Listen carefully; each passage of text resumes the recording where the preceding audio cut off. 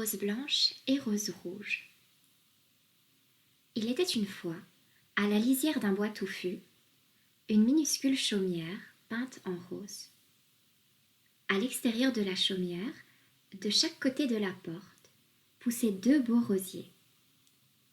L'un portait des fleurs claires, blanches, et l'autre des fleurs rouges. Dans la chaumière vivait une pauvre veuve avec ses deux filles, qui s'appelaient comme les deux rosiers. Rose blanche avait des cheveux blonds pâles et un teint laiteux, tandis que les cheveux de Rose rouge étaient d'un roux flamboyant et sa peau fortement hâlée par le soleil. Les noms des fillettes se reflétaient dans leur caractère. Tandis que Rose blanche passait ses plus belles heures à lire, assise sur un rebord de fenêtre ensoleillée dans la chaumière, Rose rouge préférait courir pieds nus à travers champs et forêts. Mais bien que les deux sœurs parussent si différentes et s'occupassent chacune à leur manière, elles s'aimaient beaucoup et passaient la plupart de leur journée ensemble. Elles étaient bonnes et gentilles et faisaient tout ce qu'elles pouvaient pour aider leur mère dans ses travaux ménagers. En été, c'était au tour de Rose rouge de faire les corvées. Elle se levait au chant du coq et son occupation première était toujours la même. Elle cueillait deux roses, l'une blanche, l'autre rouge, pour égayer le plateau du petit déjeuner de sa mère. Puis, elle se dépêchait de faire le reste des travaux, et lorsqu'ils étaient terminés, elle courait dehors, au soleil. Rose blanche faisait les corvées en hiver, et elle se levait également à l'aube pour qu'un bon feu flambât dans l'âtre, au lever de sa mère. Puis, elle effectuait le reste des travaux lentement et soigneusement, et terminait seulement quand le ciel s'assombrissait au crépuscule. La veuve et ses deux filles passaient ensuite les soirées d'hiver ensemble, assises autour d'un feu encore vif. Rose blanche et Rose rouge regardaient les flammes dansantes, tandis que leur mère racontait de vieux contes et des histoires. Rose blanche et Rose rouge étaient assises, attentives aux contes que leur mère racontait un sombre soir l'hiver, quand elles entendirent un coup à la porte. « Va répondre à la porte, » dit la veuve à Rose blanche. « Quelqu'un a dû se perdre. » Lorsque Rose blanche ouvrit la porte, des tourbillons de neige pénétrèrent dans la maison. Elle chercha du regard dans l'obscurité et ne distingua qu'une énorme masse sombre. C'était un ours. « N'ayez pas peur, » dit l'ours. « Je ne vous veux aucun mal. Je veux simplement me réchauffer au coin du feu. » Bien que Rose blanche et Rose rouge se fussent cachées dans un coin, la veuve n'avait pas peur. « Pauvre ours, dit-elle, entrez et allongez-vous près du feu. » Rose blanche et Rose rouge virent bien vite que l'ours n'avait pas de mauvaises intentions, et elles retournèrent à leur siège près du feu. L'ours, dont la fourrure avait complètement séché, s'étendit et grogna joyeusement. Lorsque la veuve et ses filles montèrent les escaliers, à l'heure du coucher, l'ours dormait toujours paisiblement près du feu qui couvait, mais au matin, il avait disparu. Le soir, il revint dans la chaumière et passa un moment agréable avec la veuve et ses deux filles. Il en fut bientôt de même tous les jours. L'ours noir venait à la chaumière chaque soir et dormait près du feu pour s'en aller tôt le matin. Rose blanche et Rose rouge se lièrent bientôt d'amitié avec l'ours et passèrent d'heureuses soirées d'hiver avec lui, jouant devant le feu rougeoyant jusqu'au coucher. Mais un matin, lorsque le printemps revint dans la forêt, l'ours s'arrêta quelques minutes avant de partir et dit à Rose blanche : « Je dois m'en aller à présent. Je ne vous reverrai pas avant le retour de l'hiver. Je dois aller dans la forêt garder mes trésors. Les méchants nains qui sortent de leur abri souterrain au printemps essayeront de me les voler. » Au revoir. Comme l'ours sortait de la chaumière, un morceau de sa fourrure s'accrocha dans la porte, et Rose Blanche eut l'impression d'avoir vu de l'or briller sous sa fourrure. Mais ce n'est pas possible, se dit-elle avec tristesse entre deux pleurs. Les ours ne sont pas en or. Quelques jours plus tard, Rose Blanche et Rose Rouge s'en allèrent vers la forêt ramasser du bois pour le feu. Elles étaient sur le point d'enjamber un tronc d'arbre tombé quand elles remarquèrent quelque chose qui essayait en vain de sauter sur l'arbre. C'était un minuscule nain dont la longue barbe était empêtrée autour d'une branche.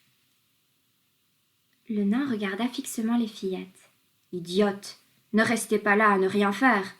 s'écria-t-il. « Libérez-moi !»« Comment vous êtes-vous pris dedans ?» lui demanda Rose Blanche. « Curieuse !» lança le nain. « Ça ne vous regarde pas, mais je suppose que vous ne me laisserez en plan si je ne vous le dis pas. Je ramassais du bois, et ma belle barbe, si longue, s'est empêtrée. C'est tout. Maintenant, libérez-moi. » Les fillettes essayèrent de démêler la barbe du nain, mais elles n'y arrivaient pas. Aussi, Rose Blanche sortit des ciseaux de sa poche et coupa l'extrémité de la barbe. Le nain était libre de ses mouvements, mais il n'était pas du tout reconnaissant. « Idiote, idiote !» s'écria-t-il. « Vous m'avez coupé un morceau de ma belle barbe si longue !» Puis, toujours grommelant, il ramassa son tas de bois qui était alourdi par des lingots, ce qu'ignoraient Rose Blanche et Rose Rouge, et se faufila hâtivement entre les arbres, sans un regard en arrière. Le lendemain, Rose Blanche et Rose Rouge retournèrent en forêt, cette fois pour attraper des poissons pour le dîner. En s'approchant du lac, elles virent quelque chose qui sautillait dans l'eau. Elles se penchèrent et virent que c'était le petit nain qu'elles avaient sauvé la veille. « Que faites-vous dans le lac ?» lui demanda Rose Rouge. « À votre avis, qui fais-je » répliqua le nain toussant et crachotant. « Je ne suis pas ici pour mon plaisir. Un gros poisson m'entraîne vers le fond. »« Pourquoi ?» demanda Rose Blanche.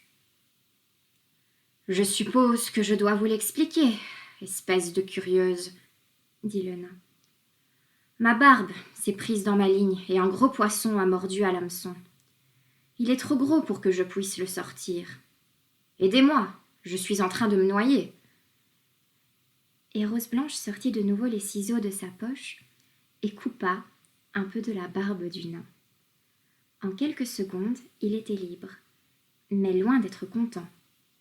Il s'écria « Idiote, maladroite, vous avez massacré ma belle barbe hier et maintenant vous avez fait encore pire. » Le nain se retourna et, continuant à grommeler, il se faufila hâtivement entre les arbres, emportant le panier à poissons qui ne contenait non pas des poissons, mais d'énormes perles blanches. Le lendemain matin, Rose Blanche et Rose Rouge marchaient le long du chemin qui menait au village lorsqu'elles entendirent un petit cri d'effroi au-dessus d'elles. Levant les yeux, elles virent à nouveau le petit nain. Et cette fois, sa barbe n'était pas coincée. Il était pris entre les serres d'un grand aigle. L'aigle s'envolait, emportant le nain qui se débattait dans ses serres. Les deux fillettes grimpèrent sur un rocher élevé, et lorsque l'aigle survola, elles réussirent à s'agripper aux vêtements du nain. Elles s'arc-boutèrent et tirèrent aussi fort qu'elles le purent, jusqu'à ce que l'aigle se fatiguât enfin du combat et prit son envol, abandonnant sa proie. Sain et sauf sur la terre ferme, le petit nain regarda ses vêtements déchirés en lambeaux. « Vous êtes vraiment des idiotes !» cria-t-il. « Voyez un peu dans quel état sont mes beaux vêtements. Vous les avez abîmés. » Et sur ces mots, il s'enfuit derrière un grand rocher, emportant cette fois-ci un grand sac de bijoux. Rose blanche et Rose rouge continuèrent leur chemin. Le crépuscule était tombé et elles revenaient du village quand elles remarquèrent une étrange lueur sur le côté du chemin. En s'approchant, elles virent d'où elle provenait. Le petit nain était assis dans une petite clairière, occupé à trier ses précieux joyaux sur lesquels les derniers rayons de soleil jouaient et qu'il faisait briller faiblement. Le petit nain ne s'attendait pas à ce que quiconque se trouvât en chemin si tard, et lorsqu'il vit Rose blanche et Rose rouge pétrifiées d'admiration devant le tas de rubis, d'émeraudes et de diamants, il bondit sur ses pieds et les menaça du poing. « Comment osez-vous m'espionner » grogna-t-il en colère. « Nous ne vous espionnions pas, » lui expliqua Rose blanche. Mais le petit nain ne voulait pas l'écouter. « Mais si !» s'écria-t-il de plus en plus en colère au fur et à mesure. « Vous êtes des espionnes! Partez, allez-vous-en !» Juste à ce moment-là, un énorme ours noir s'avança entre les arbres. À sa vue, le petit nain trembla. « Ne me tuez pas, je vous en prie, monsieur l'ours !» supplia le nain à genoux. « Épargnez-moi !» L'ours n'y prit pas garde et se rapprocha du nain. « Ne me tuez pas, je vous en prie !» supplia le nain. « Je suis trop petit pour qu'on me mange. Ça ne vaut pas la peine. Pourquoi ne mangez-vous pas ces deux filles à la place ?» ajouta-t-il en indiquant Rose blanche et Rose rouge. « Elles sont bonnes et grasses et feraient un bon repas. » Le nain se tourna vers les joyaux étalés dans l'herbe. « Et vous pouvez prendre tous mes joyaux aussi, monsieur l'ours, mais épargnez-moi. » L'ours ne s'attarda pas aux supplications du nain, marcha vers lui et se pencha de sa hauteur sur la minuscule créature. Puis, d'un coup de patte, il envoya le petit homme voler par-dessus les cimes des arbres, si loin qu'on ne le vit plus. L'ours se tourna ensuite vers Rose blanche et Rose rouge, qui paraissaient assez calmes. « Je pense que nous devrions fuir, » murmura Rose rouge à sa sœur. Mais comme les deux fillettes s'apprêtaient à s'enfuir, l'ours courut derrière elles en les appelant. « Rose blanche, Rose rouge, n'ayez pas peur. »« Quoi ? Ne vous souvenez-vous pas de moi ? C'est moi, votre vieille amie, l'ours qui dormait près de votre cheminée en hiver. Vous vous souvenez bien de moi ?» Au son de la voix profonde et gentille de l'ours, les fillettes reconnurent leur vieille amie et s'arrêtèrent de courir. Rose blanche toucha l'ours au moment où il s'approcha. Il se passa aussitôt une chose étrange. La fourrure noire et poilue de l'ours tomba de ses larges épaules et un beau jeune homme apparut à sa place, habillé d'or des pieds à la tête. Rose blanche et Rose rouge en furent suffoquées et reculèrent. Elles ne pouvaient en croire leurs yeux. Rose blanche fut la première à parler. « Qui êtes-vous ? Qu'avez-vous fait de notre vieil ami l'ours ?» Le jeune homme sourit. « Je crois que je vous dois quelques explications, » dit-il. « L'ours, c'est moi. Un nain m'a jeté un sort alors que je transportais les bijoux de mon père, le roi. » Rose blanche et Rose rouge furent invitées à passer quelque temps chez le prince dans son palais. Et c'est durant ces vacances que Rose blanche et le prince tombèrent amoureux l'un de l'autre. Et Rose rouge, eh bien, elle tomba amoureuse aussi du frère du prince. Il fut convenu qu'après la cérémonie de mariage, la veuve vivrait avec ses filles au palais royal. Elle emmena les deux rosiers dont ses deux filles portaient les noms.